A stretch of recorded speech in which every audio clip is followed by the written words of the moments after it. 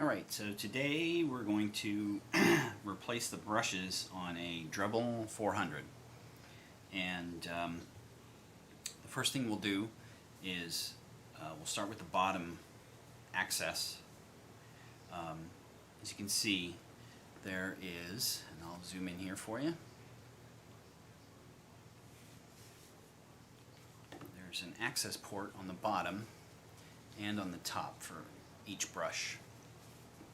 So the first thing we'll do is we'll take their little tool, because you probably have it with your kit, and open that port.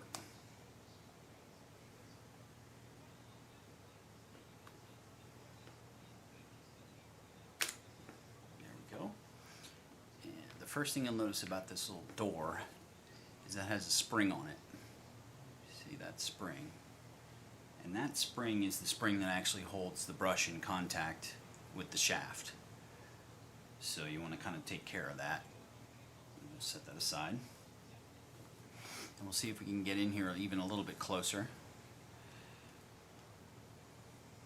without making it blur. And you'll see the brush. Now, one of the things to note is we'll take a look at the new brush first, and I'll show you that. This right here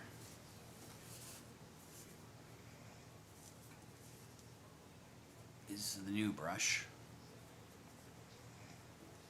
and it has a wire on it with the contact. See that? Okay. When it goes in there, it actually goes in with the contact. I'll see if I can demonstrate that. Sitting right next to it like that.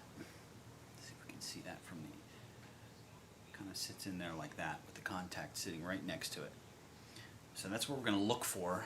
That's why it's handy to have that, the new one. That's what we're going to look for when we look in here. And hopefully you can see that. And that contact, and we'll take the tool. The contact is right here. And if you just get under the little tab on the back and pry that up, it'll slide out and bring the brush right along with it. Now, something interesting. Some brushes have, you saw the spring.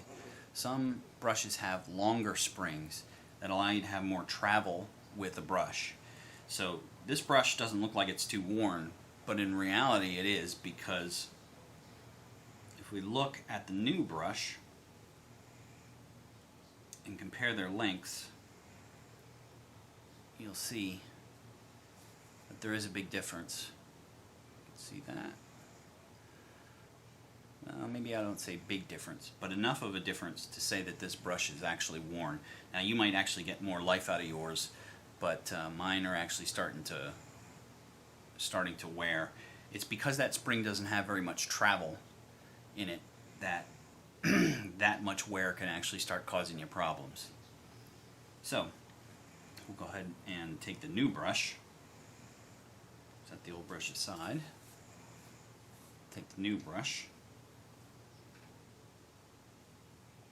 and we'll try and position that in there the same way the old one was.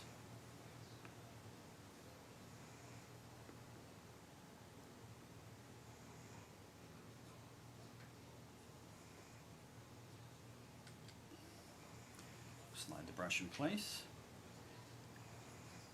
See that?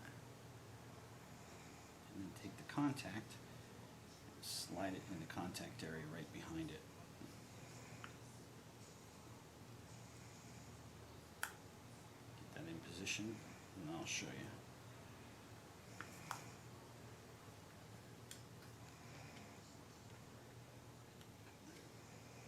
And don't slide it like I almost just did there. Slide it next to the brush itself, but there's a tiny little slot that you can see. Maybe we can catch that here on the camera.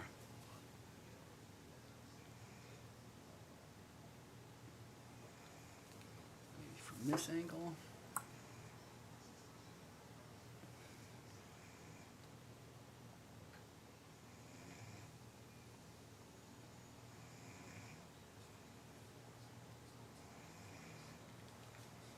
There's a tiny little slot right next to the brush in the plastic housing, and that's where that's going to go, and you'll feel it pinch into the contact, and then you just press that down.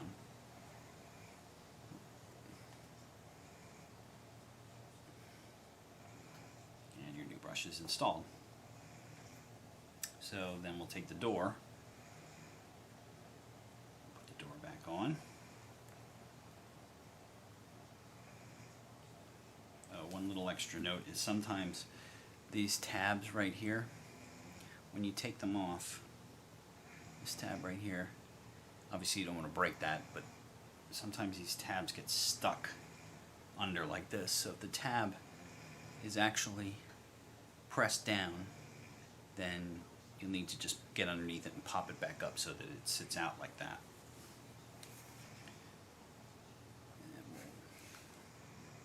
Door here for you. A little clip in the back. Make sure it's straight. Clip it into place, and you're all ready to go.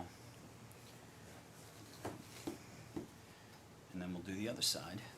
Quick do that for you as well so you can see.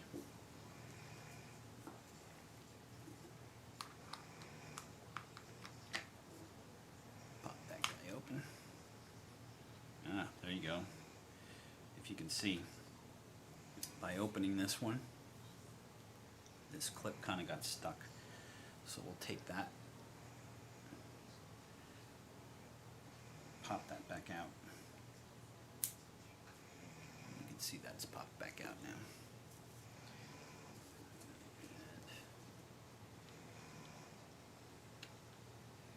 Slide out the contact, brush comes with it.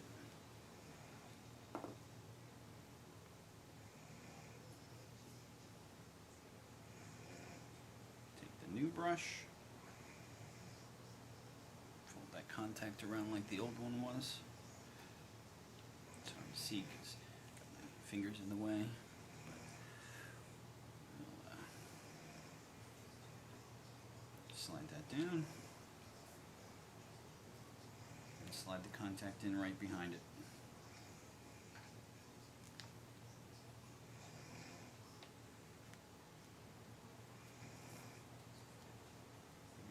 Contact press into place. That's it.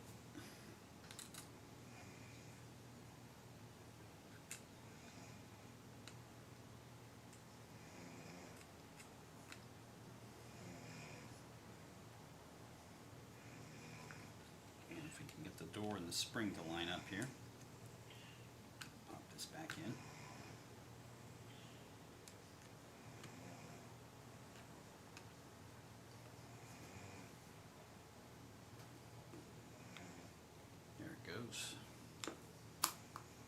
Snap shut.